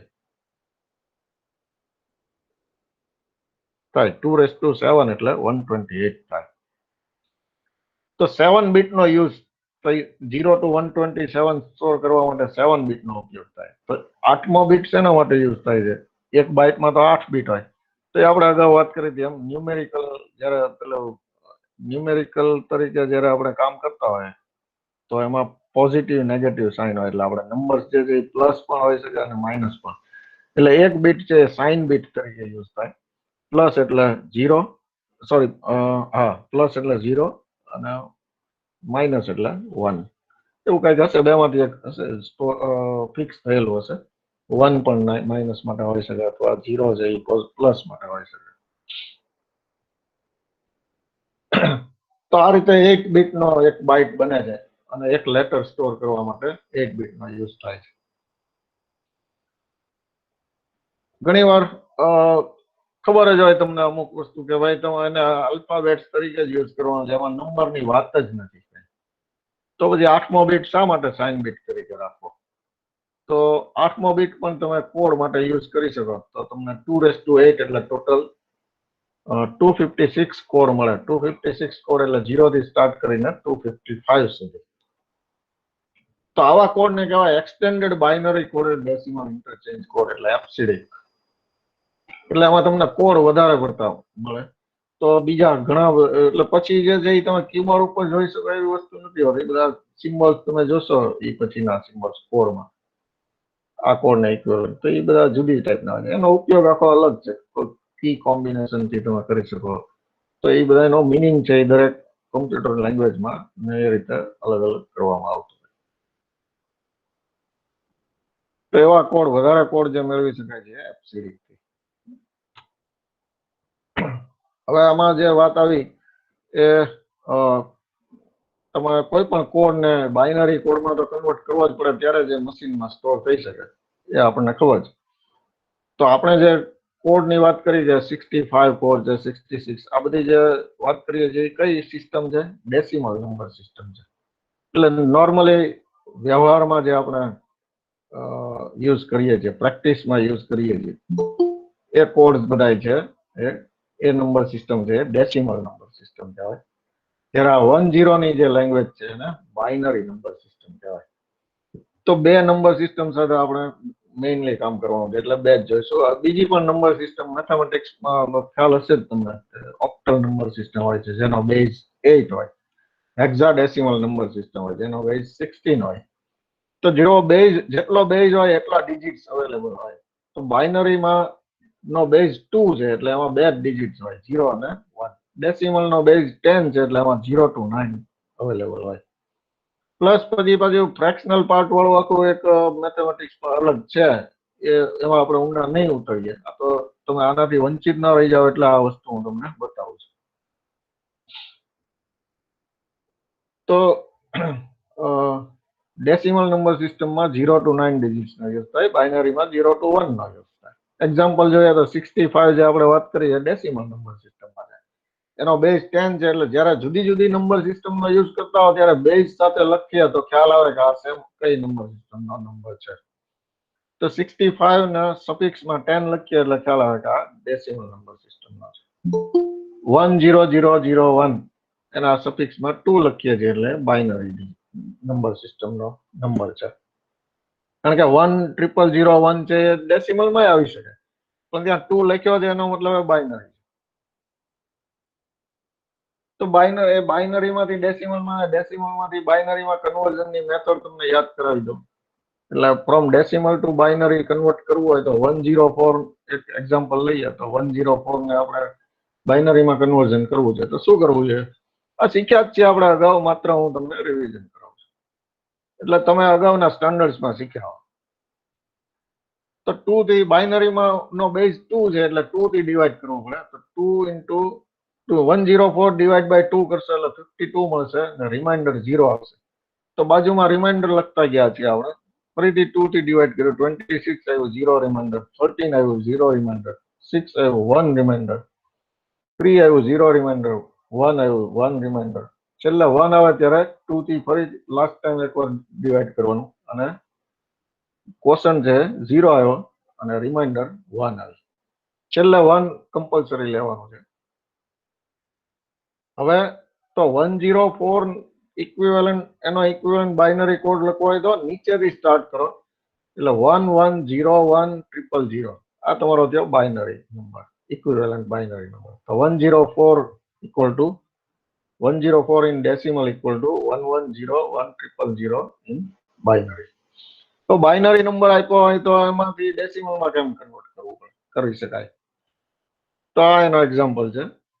સપોઝ 110010 આવો એક બાઇનરી આપ્યો છે, તો એને ડેસિમલમાં કન્વર્ટ કરવા માટે ટોટલ પ્લેસ જોવો પહેલા તમે આખા નંબરમાં. there are 6 places, એટલે 2⁵ થી સ્ટાર્ટ કરવાનું, અને પહેલો ડિજિટ 1 છે એટલે 1 into 2⁵ પ્લસ 1 into 2⁴ એક એક પાવર ઘટાડતા જવાનો, પ્લસ એટલે હવે થર્ડ પ્લેસ પર 0 છે એટલે 0 ઇન્ટુ કંઈ પણ કરશું તો 0 જ આવશે, એટલે મેં નથી લખ્યું. નેક્સ્ટ પોઝિશન પર પણ 0 જ છે એટલે મેં નથી લખ્યું. નેક્સ્ટ પોઝિશન પર પાછો 1 આવ્યો એટલે 1 into 2⁵, હવે ત્યાં પાવર કેટલો આવ્યો, એક એક ઘટાડતા ગયા એટલે 5 પછી 4 પછી 0 વાળામાં 3, નેક્સ્ટ 0 વાળામાં 2 પછી 1 આવ્યા એટલે 2⁵1 અપ ટુ લાસ્ટ ડિજિટમાં 2⁵0 આવશે, એ પણ 0 જ છે એટલે 0 નો 0 જ થશે. તો આને સિમ્પ્લિફાય કરી દો એટલે 22 + 16 + 2 એટલે 50 આવ્યો. તો પેલો જે બાઇનરી નંબર લખ્યો હતો આપણે 110010 એ કોને ઇક્વિવેલન્ટ હતો, ડેસિમલમાં 50 ને ઇક્વિવેલન્ટ. અગાઉ આપણે જનરેશનની એક વાત આવી હતી, તો મેં કીધું હતું કે આપણે જનરેશન જોઈશું એટલે તમને ખ્યાલ આવી જશે. આ પણ વાત મેં શરૂઆતમાં કરેલી કે શરૂઆતમાં જે કમ્પ્યુટર્સ હતા એ ખૂબ લાર્જ હતા, અને એમાં પેલું વેક્યુમ ટ્યુબ્સ, વાલ્વનો યુઝ થતો. વાલ્વનું બીજું નામ છે વેક્યુમ ટ્યુબ્સ. તો વાલ્વનો યુઝ કરીને કમ્પ્યુટર શરૂઆતમાં ડેવલપ થયેલા. ત્યાર પછી એ વાલ્વની જગ્યાએ ટ્રાન્ઝિસ્ટર લીધી, ટ્રાન્ઝિસ્ટર પછી ઇન્ટિગ્રેટેડ સર્કિટ્સ આવી, અને પછી ઇન્ટિગ્રેટેડ સર્કિટ્સ પણ એક ખાલી ચિપમાં આવે, અને માઇક્રો ચિપ કહીએ છીએ આપણે. તો આ રીતે જેમ જેમ ટેકનોલોજીમાં એડવાન્સ થતું ગઈ ટેકનોલોજી, એમ કમ્પ્યુટરની જે નવા ટાઈપના કમ્પ્યુટર આવ્યા એને આપણે જનરેશન કહેશું આપણે. તો ફર્સ્ટ જનરેશનમાં ટેકનોલોજી વેક્યુમ ટ્યુબ્સની હતી. એનો ટાઈમ પીરિયડ હતો 1951 to 59. આમ તો અર્લી 50 એટલે 1950 પહેલા આમ તો કમ્પ્યુટર સ્ટાર્ટ થઈ ગયા હતા. એમાં પહેલું કમ્પ્યુટર જે હતું એનું નામ હતું ENIAC, પણ એ થોડું મિકેનિકલ પણ હતું એટલે એને આપણે આમાં નથી ગણતા. પહેલું કમ્પ્યુટર ખરેખર કમ્પ્યુટર કહેવાય એવું ધીરે ધીરે આગળ આવ્યું, એટલે એનો ટાઈમ પીરિયડ આપ્યો છે 1951 to 59. બાકી ENIAC કમ્પ્યુટર તો 46-47 માં આવી ગયેલું, પણ એ એટલું બધું કમ્પ્યુટર કીધું ખરું એને કમ્પ્યુટર, પણ એ વર્ક બહુ આપતું નતું. થોડું મિકેનિકલ પેલું મિકેનિકલી પણ એને ચલાવવામાં આવતું હતું, માત્ર વેક્યુમ ટ્યુબનો ઉપયોગ નહીં, થોડું મિકેનિકલી પણ ચલાવવામાં આવતું હતું. બીજી વાત કે એમાં ખૂબ જ મિસ્ટેક્સ રહેલી હતી, એટલે કે સરખી રીતે કામ કરતું એમાં ભૂલો આપતું હતું એ કમ્પ્યુટેશનમાં. એટલા માટે એને આપણે આમાં ટાઈમ પીરિયડમાં એને નથી ગણતા. બાકી ખરેખર કોઈ તમને એમ પૂછે કે પહેલું કમ્પ્યુટર કોણ, તો કયું, તો એનું નામ હતું ENIAC, ENIAC, ENIAC 47 માં બનેલું. તો ખરેખર કમ્પ્યુટર કહી શકાય એવું 51 થી સ્ટાર્ટ થયેલું. 51 to 59 માં ફર્સ્ટ જનરેશન રહી, ત્યારે વેક્યુમ ટ્યુબ્સનો યુઝ કરતો હતો. એની સાઇઝ બહુ લાર્જ હતી, લગભગ એક રૂમ જેવડું એક કમ્પ્યુટર બને, અને એની અંદર એક કમ્પ્યુટરની અંદર એપ્રોક્સ 18,000 વેક્યુમ ટ્યુબ્સનો યુઝ થતો હતો. 18,000 વેક્યુમ ટ્યુબ્સ એટલે 18,000 વેક્યુમ ટ્યુબ્સ રાખવા માટે જગ્યા કેટલી જોઈએ. હવે એને એની સાથે બધી સર્કિટ જોડવામાં આવતી હોય તો કેટલી બધી જગ્યા જોઈએ, એટલે આખો રૂમ લગભગ 200 ફીટ બાય 200 ફીટ એવો કંઈક રૂમ એવું મેં વાંચેલું છે કે આટલો મોટો રૂમ કંઈક જરૂર પડતી આ કમ્પ્યુટર રાખવા માટે. પણ એ આટલી વધારે સ્પેસ રોકતું, આટલી હીટ જનરેટ કરે વેક્યુમ ટ્યુબના કારણે, એટલા માટે પાછું એસી ની જરૂર પડે, તો કોસ્ટિંગ એ ઊંચું આવતું, છતાં એનું પ્રોસેસિંગ ખૂબ જ સ્લો હતું. પણ કહે છે ને કે ઇન્વેન્શન એવી જ રીતે થતા હોય છે, આગળ એમ જ વધી શકાય કે શરૂઆતમાં તમને નુકસાનકારક હોય, આપણે એટલા જ પ્રોસેસ એટલું જ કોમ્પ્યુટેશન આ જે પહેલું કોમ્પ્યુટર શરૂઆતનું કોમ્પ્યુટેશન કરતું હોય એવા કોમ્પ્યુટેશન તમે હાથે જાતે પણ કરી શકતા હો તો આટલો બધો ખર્ચ કરવાની શું જરૂર, પણ એ ત્યારે ખર્ચ કર્યો ત્યારે એવા બનાવ્યા ત્યારે એમાંથી આગળ વધતા જાય એટલે ઇન્વેન્શન એ જ રીતે આગળ વધતા હોય છે. આની અંદર મશીન લેંગ્વેજ અને એસેમ્બલી લેંગ્વેજ નો જ યુઝ થઈ શકતો હતો. હાઈ લેવલ લેંગ્વેજ ડેવલપ જ નહોતી થઈ એટલે ડાયરેક્ટલી પ્રોગ્રામ આપણે એસેમ્બલી લેંગ્વેજમાં અથવા તો મશીન લેંગ્વેજમાં લખવા પડતા એટલે ટીડીએસ જોબ હતી. એટલે એક તો ટાઈમ કન્ઝ્યુમિંગ હતું, કોસ્ટિંગ ઊંચું જાય, પ્રોસેસિંગ છતાંય પ્રોસેસિંગ સ્લો થાય. પછી જેમ પેલા વેક્યુમ ટ્યુબની જગ્યાએ જેમ ટ્રાન્ઝિસ્ટરનું ઇન્વેન્શન થયું એ ત્યારે નવી જનરેશન બની અને એ ત્યાં 1959 to 63 નો ગાળો હતો. એમાં વેક્યુમ ટ્યુબની જગ્યા ટ્રાન્ઝિસ્ટરે લીધી એટલે ટ્રાન્ઝિસ્ટર તો નાના હોય અને હીટ જનરેટ ન કરે એટલે ઓછી હીટ જનરેટ કરે, એ પણ કરે પણ ઓછી હીટ જનરેટ કરે કમ્પેર ટુ વેક્યુમ ટ્યુબ્સ. તો કોસ્ટિંગ થોડું નીચું આવ્યું, સ્પેસ ઓછી રોકે, સ્મોલર બન્યા અને પ્રોસેસિંગ ઓલા કરતા ફાસ્ટ બન્યું. પ્રોસેસિંગ જે છે એટલે કમ્પ્યુટર સ્પીડી બન્યા થોડા. અને આ વખતે હાઈ લેવલ લેંગ્વેજ છે એ બની ગઈ હતી એટલે એમાં હાઈ લેવલ લેંગ્વેજ નો યુઝ કરવામાં આવ્યો પ્રોગ્રામિંગ કરવા માટે. તો પ્રોગ્રામિંગ બીકમ્સ ઇઝીયર એટલે પ્રોગ્રામિંગ જે છે એ પેલા કરતા ઇઝી બન્યું એટલે વધુ સારું રિઝલ્ટ મળે. ત્યાર પછી 63 to 75 ના ગાળામાં થર્ડ જનરેશન કમ્પ્યુટર આવ્યા. એ હજુ આનાથી નાના બન્યા. શું કામ નાના બન્યા? કારણ કે ટેકનોલોજીમાં ટ્રાન્ઝિસ્ટરની જગ્યા લીધી આઈસી એટલે ઇન્ટિગ્રેટેડ સર્કિટ્સ. એટલે ઘણા બધા ટ્રાન્ઝિસ્ટર્સ એક જ સર્કિટમાં ભેગા હોય તો એને ઇન્ટિગ્રેટેડ સર્કિટ કહેવાય. તો આઈસી તો તમે આજે પરિચિત છો. ઘણા વાર તમે કઈ પણ ડિવાઇસમાં પ્રોબ્લેમ થાય તો કોઈ તમને રિપેરર છે એમ કે આઈસી ઉડી ગઈ છે, આઈસી રિપ્લેસ કરવી પડશે. કેટલી નાનકડી હોય છે આઈસી, તમારે જોઈ હોય તો ક્યારે. તો વધુ સ્મોલ ત્યાં, મોર સ્મોલર, મોર ફાસ્ટર, સ્પીડ પણ વધી, હીટ જનરેટ ઓછી થઈ એટલે કોસ્ટિંગ પણ નીચું આવ્યું. બહુ હીટ હવે ખૂબ જ ઓછી જનરેટ થાય એટલે કોસ્ટિંગ ઘણું નીચું આવ્યું. અને આમાં છે ને મલ્ટિપલ યુઝર્સ વાળી સિસ્ટમો બધી આમાં હતી. એટલે મિની, મેઇન ફ્રેમ અને સુપર કમ્પ્યુટર જે છે, સુપર કમ્પ્યુટર આ ગાળામાં ઇવેન્ટ થઈ ચુક્યા હતા. પહેલું સુપર કમ્પ્યુટર ક્યારે બન્યું એ પણ મેં વાંચેલું છે પણ અત્યારે મને યાદ નથી આવતું. તો super computer, main frame computer અને મિની કમ્પ્યુટર આ શું છે? મિની મલ્ટિપલ યુઝર્સ સિસ્ટમ હતી. એ તો ખબર આપણે કીધું કે આ બધા મલ્ટિપલ યુઝર્સ કમ્પ્યુટર હતા. મલ્ટિપલ યુઝર્સ એટલે અગાઉ મેં ડિસ્કસ કર્યું છે એ મુજબ એકી સાથે એક કરતા વધારે યુઝર્સ એક જ કમ્પ્યુટરનો કરી શકે. એટલે એમાં શું હોય તો સીપીયુ એક જગ્યાએ હોય, બરાબર? એ સીપીયુ ની સાથે બાકીના જે છે એ મોનિટર અને કીબોર્ડ નું એક ટર્મિનલ બને, એવા ટર્મિનલ્સ જોડેલા હોય અને બધા ટર્મિનલ એકી સાથે ઓલા સીપીયુ નો યુઝ કરી શકે. એટલે કમ્પ્યુટર એક જ કહેવાય પણ યુઝર્સ એના વધારે યુઝ કરી શકે સેમ કમ્પ્યુટરનો. સેમ કમ્પ્યુટરનો ઘણા બધા યુઝર્સ યુઝ કરે એવી સિસ્ટમને કહેવાય multiple user system, multi user system. તો એમાં કોણ આવે તો મિની કમ્પ્યુટર. મિની કમ્પ્યુટર એટલે આવી ટાઈપના કમ્પ્યુટરમાં પાછા સૌથી નાના, સૌથી ઓછી કેપેસિટી વાળા એટલે મિની કમ્પ્યુટર. તો એમાં કેપેસિટી, યુઝર્સની કેપેસિટી, કમ્પ્યુટરની સ્પીડની કેપેસિટી, સ્ટોરેજ કેપેસિટી, આ બધી કેપેસિટી કહેવાય. તો યુઝરની કેપેસિટી મિની કમ્પ્યુટરમાં નોર્મલી 8 થી સ્ટાર્ટ કરીને 32 સુધીની હોઈ શકે મિની કમ્પ્યુટરમાં. 32 થી સ્ટાર્ટ કરીને અથવા એનાથી વધારે 64, 128 એને મેઇન ફ્રેમ કમ્પ્યુટર કહેવાય. એટલે એમાં યુઝર કેપેસિટી વધારે હોય. સૌથી વધારે સુપર કમ્પ્યુટરમાં જોવા મળે. અચ્છા, આ જ ક્રમની અંદર એની પ્રોસેસિંગ સ્પીડ પણ આ જ ક્રમમાં મિનીમાં સૌથી ઓછી પ્રોસેસિંગ સ્પીડ હોય, એના કરતા વધુ સ્પીડ વાળા મેઇન ફ્રેમ કમ્પ્યુટર અને સુપર કમ્પ્યુટર તમને બધાને ખબર છે હાઈએસ્ટ પ્રોસેસિંગ સ્પીડ વાળા કમ્પ્યુટર એટલે સુપર કમ્પ્યુટર. સ્ટોરેજ કેપેસિટી પણ આ ક્રમમાં ચાલે. મિનિમાં ઓછી કેપેસિટી હોય, મેઇન ફ્રેમમાં એનાથી વધારે કેપેસિટી હોય, સુપરમાં સૌથી વધારે હોય.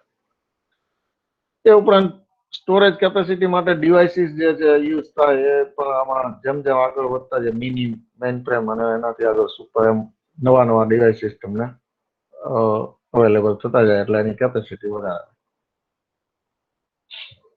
મિનિમાં તમે પેલી કોમ્પેક્ટ ડિસ્ક આવે, કોમ્પેક્ટ ડિસ્ક નહીં, સોરી, ડિસ્ક પેક આવે. ડિસ્ક પેક મિનિમાં અવેલેબલ ના હોય, મેઇન ફ્રેમમાં અવેલેબલ હોય.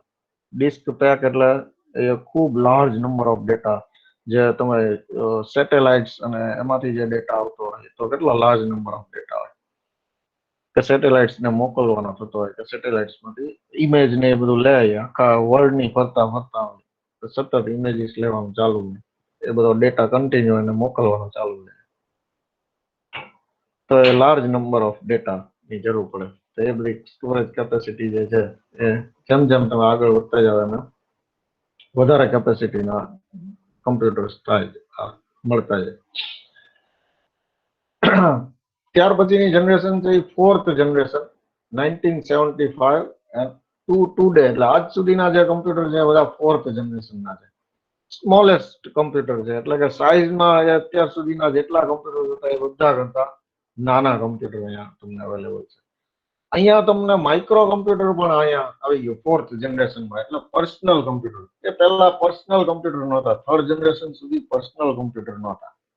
ફોર્થ જનરેશનમાં પર્સનલ કમ્પ્યુટર આવ્યા જે સિંગલ યુઝર સિસ્ટમ બની.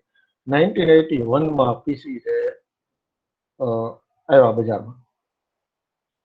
આમાં ઓપી એટલે ઓબ્જેક્ટ ઓરિએન્ટેડ પ્રોગ્રામિંગ પોસિબલ બન્યું. ઓબ્જેક્ટ ઓરિએન્ટેડ પ્રોગ્રામિંગ એટલે એક પ્રોગ્રામિંગની એક ટેકનોલોજી છે કે જે તમને વધુ સારું, ઓછી ઇન્સ્ટ્રક્શનમાં વધારે કામ તમને આપે. એકના એક ઓબ્જેક્ટનો વારંવાર યુઝ કરવો એને ઓબ્જેક્ટ ઓરિએન્ટેડ પ્રોગ્રામિંગ કહેવાય. ફોર એક્ઝામ્પલ, તમે કોઈ પણ એક ડ્રોઈંગ બનાવો તો એ ડ્રોઈંગમાં તમે બ્લુ કલર ફિલ કરવો હોય તે શેપને તમે સિલેક્ટ કરવાના, પછી ઉપરથી બ્લુ કલર સિલેક્ટ કરો એટલે બ્લુ કલર ફિલ થઈ જાય. તો બ્લુ કલર ફિલ કરવો એક બ્લુ કલર જે છે એક ઓબ્જેક્ટ છે. તો તમે ઓલો શેપ જે છે એ પણ એક ઓબ્જેક્ટ છે. તો ઇન્સ્ટ્રક્શન તમારી એવી હોય, જ્યારે જ્યારે તમે બ્લુ કલર સિલેક્ટ કરો તો તમારો શેપ જે ટાઈપનો હોય એટલા શેપમાં બ્લુ કલર ફિલ થઈ જાય છે ને. તો એ કામ જુદું જુદું આપે છે. ઘણી વાર સ્ક્વેર શેપમાં ફિલ થાય છે, રાઉન્ડમાં ફિલ, સર્કલમાં ફિલ થાય. એટલે એરો હોય તો એરો ને તમે બ્લુ કલરમાં બનાવી શકો. તો એ કામ જુદું જુદું આપે છે, પણ એક જ ઓબ્જેક્ટ આપે છે ને. પેલો બ્લુ કલર સિલેક્ટ કરીએ છીએ ઉપર ક્લિક કરીને, તો ઓબ્જેક્ટ એકનો એક છે પણ એ કામ જુદું જુદું આપે. તો આવા પ્રોગ્રામિંગ ઓબ્જેક્ટ ઓરિએન્ટેડ પ્રોગ્રામિંગ કહેવાય. જો આ પોસિબલ ન બન્યું હોય, ઓબ્જેક્ટ ઓરિએન્ટેડ પ્રોગ્રામિંગની ટેકનોલોજી ડેવલપ ન થઈ હોત તો આ બધી વસ્તુ પોસિબલ ન બની હોત. તમે વર્ડની અંદર જે સિલેક્ટ કરીને કટ મારો છો તો એ જે સિલેક્ટ કર્યું હોય એ જ કટ થાય. બીજું કેમ કટ નથી થતું? કારણ કે ઓબ્જેક્ટ ઓરિએન્ટેડ પ્રોગ્રામિંગ છે. જો ઓબ્જેક્ટ ઓરિએન્ટેડ પ્રોગ્રામિંગ ન હોત તો આવું પોસિબલ બની શક્યું ન હોત. તો પોસિબલ બની શક્યું હોત પણ એનું પ્રોગ્રામિંગ છે લાંબુ થયું હોત. ઓબ્જેક્ટ ઓરિએન્ટેડ પ્રોગ્રામિંગ ન હોય તો ન પોસિબલ, એ મારી વાત ખોટી છે, એવું નથી. પોસિબલ તો બને પણ એનું પ્રોગ્રામિંગ જે છે એ વધારે લેન્ધી બને. કારણ કે એકનું એક કામ વારંવાર માટે એનો કોડ લખ્યા જ કરવો પડે. તમારે સ્ક્વેર માટેનો અલગ કોડ લખવો પડે, સર્કલ માટેનો અલગ કોડ લખવો પડે, એનો કોડ અલગ લખવો પડે. જયારે ઓબ્જેક્ટ ઓરિએન્ટેડ પ્રોગ્રામિંગથી આ બધું પોસિબલ, ઇઝી બને.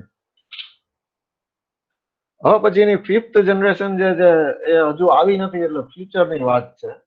હવે પછીની જનરેશન જે હશે એ ફિફ્થ જનરેશન કમ્પ્યુટર હશે. તો એમાં એઆઈ એટલે આર્ટિફિશિયલ ઇન્ટેલિજન્સ. એમાં કઈ ખબર નથી આપણે એની સાઇઝ કેવી હશે, એના ટેકનોલોજી શું હશે, પ્રોસેસિંગ કેવું, ફાસ્ટ જ હશે નેચરલી, આના કરતા તો ફાસ્ટ હશે પ્રોસેસિંગ. પણ એટલા માટે બીજું કઈ નથી લખ્યું, પણ એઆઈ એટલે આર્ટિફિશિયલ ઇન્ટેલિજન્સ. એનો ઉપયોગ થઈને જે કમ્પ્યુટર નવા બનશે એને ફિફ્થ જનરેશન કમ્પ્યુટર કહેવામાં આવશે. એની ઉપર અત્યારે કામ ચાલુ છે. એટલે આર્ટિફિશિયલ ઇન્ટેલિજન્સની એક બ્રાન્ચ છે કમ્પ્યુટર ફિલ્ડમાં, જે આગળ વધતા હોય એને આ બ્રાન્ચ છે એના માટે. તો એમાં સ્પેશિયલ બ્રાન્ચ, જેમ આપણે મેથેમેટિક્સમાં સ્પેશિયાલિટી બધી આવતી હોય કે ભાઈ એનાલિસિસમાં જ મારે આગળ વધવું છે અથવા લિનિયર એલ્જીબ્રામાં આગળ, તો આ બધી બ્રાન્ચીસ થાય. પ્યોરમાં એપ્લાઇડ મેથેમેટિક્સ, આવી બધી બ્રાન્ચ આવે આપણે મેથેમેટિક્સની. એવી રીતે એક બ્રાન્ચ છે આર્ટિફિશિયલ ઇન્ટેલિજન્સની બ્રાન્ચ. રોબોટ ને એ બધું કામ કરે છે અત્યારે, પણ છતાંય તો એની અંદર ઇન્ટેલિજન્સ તો નથી જ. તમે રોબોટ ફિલ્મ જોવો એમાં પછી રોબોટ પાર્ટ 2 માં કે પાર્ટ 1 માં જ કદાચ આવી જાય છે કે એમાં ઇન્ટેલિજન્સ આવી જાય છે પેલામાં. પણ એ બધી કલ્પનાઓ છે, કલ્પનાઓ છે કે આવું થઈ શકે. હકીકતમાં એ બધું નથી, રાઈટ? તો આર્ટિફિશિયલ ઇન્ટેલિજન્સ ફિલ્મો સુધી આવી ગયું છે, રિયાલિટીમાં હજુ નથી આવ્યું. એના ઉપર કામ સતત ચાલુ છે. તો દરેકના ફૂલ ફોર્મ ઉપર જે મેં શોર્ટ ફોર્મ યુઝ કર્યા છે ટેબલમાં, એના ફૂલ ફોર્મ નીચે આપ્યા છે. પેલામાં માઇક્રોચિપની જે વાત હતી, ફોર્થ જનરેશનમાં માઇક્રોચિપનું માટે વર્ડ છે VLSI છે. VLSI એટલે માઇક્રોચિપ.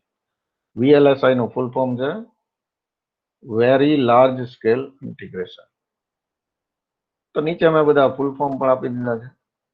બીજું મેં આ થોડીક વધારાની વાત નીચે કરી છે. મલ્ટી યુઝર કમ્પ્યુટર્સ કયા કયા છે, પર્સનલ કમ્પ્યુટર કયા છે. તો કોઈ તમને સાઇઝ અને એના ઉપરથી સાઇઝ અને પ્રોસેસિંગ કેપેસિટી ને એના ઉપરથી તમને ક્લાસિફાઈ કરવાનું કે તો તમે આ રીતે ક્લાસિફાઈ કરી શકો. Multi user system, single user system.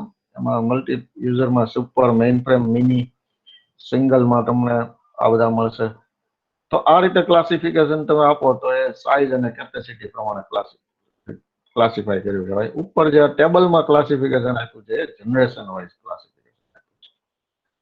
તો આટલી વધારાની ઇન્ફોર્મેશન મને એવું લાગ્યું કે આપતી જોઈએ તો એ આપતી જોઈએ. તો આજે આપણે યુનિટ 1 કમ્પ્લીટ છે. એના કેટલાક રિવ્યુ ક્વેશ્ચન્સ છે. Explain compiler, explain interpreter, difference between compiler and interpreter, translator explain કરો, કમ્પાઇલર, ઇન્ટરપ્રિટર, ટ્રાન્સલેટર બધું જ એક્સપ્લેન કરો. Example on conversion from decimal to binary and binary to decimal. આના બીજા એક્ઝામ્પલ તમે તમારી જાતે બનાવી શકો. Write a note on generation of computers. Generation of computer વિશે નોંધ લખવાની હોય તો એને આ ટેબલ પૂરતું નથી, પણ એના ઉપરથી તમારે થોડું લખવાનું રહેશે કે ભાઈ હું જે બોલ્યો કે આની સ્પીડ આમાંથી ત્યાંથી હીટ વધારે જનરેટ કરતું, ઓછી જનરેટ કરતું, એમાં એસી ની જરૂર પડે ના પડે. આ બધી વાત જે મેં તમને સમજાવી એ બધી લખીને નોટ તૈયાર કરવાની. Write a note on generation of computers. Classify computers according to their size and capacity. તો આ રીતે સાઇઝ અને કેપેસિટી ઉપર ક્લાસિફાય કરવાની મેં તમને વાત કરી. મિની, મેઇન ફ્રેમ, સુપર અને પર્સનલ કમ્પ્યુટર. પર્સનલ કમ્પ્યુટરને માઇક્રો કમ્પ્યુટર પણ કહેવાય છે, એટલે મેં આગળ માઇક્રો લખ્યું છે.